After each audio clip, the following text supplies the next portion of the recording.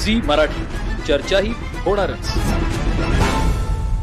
सातारा सांगली जिल्ह्यात कोयना व वारणा धरण क्षेत्रात मागील 2 दिवसांपासून सुरू असलेल्या सततच्या मुसळधार पावसामुळे कोयना धरणातून 95,300 क्युसेस आणि वारणा धरणातून 39,280 क्युसेस असा एकूण 1,35,280 क्युसेसचा मोठ्या प्रमाणावर विसर्ग कृष्णा व वारणा नदीपात्रात सुरू आहे। या प्रचंड विसर्गामुळे गेल्या 24 तासात कृष्णा नदीची पाणी पातळी तब्बल 14 फुटांनी वाढली आहे।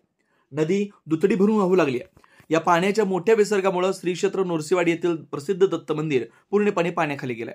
नदीकाठच्या गावांमध्ये नागरिकांमध्ये महापुराची भीती निर्माण झाली आहे, चिंता वाढली आहे। दरम्यान कर्नाटकातील अलमट्टी धरणातून 2 लाख क्युसेस आणि हेप्पर धरणातून 82,800 क्युसेस असा जोरदार विसर्ग सुरू आहे। परिणामी कृष्णा नदीची पाणी आणखी वाढण्याची शक्यता आहे।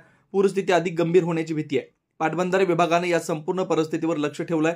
विसर्गाचे प्रमाण नियंत्रित ठेवण्यासाठी सतत प्रयत्न सुरू आहेत। पूरस्थिती निर्माण होऊ नये यासाठी आवश्यक त्या सर्व उपाययोजना करण्यात येत आहेत। प्रशासनाने नागरिकांना सतर्क राहण्याचं आवाहन केलंय। विशेषतः नदीकाठच्या गावातील नागरिकांनी आवश्यक ती खबरदारी घ्यावी, सुरक्षित स्थळी स्थलांतर करावं, तसेच प्रशासनाच्या सूचनांचं पालन करावं असं आवाहन करण्यात आलंय।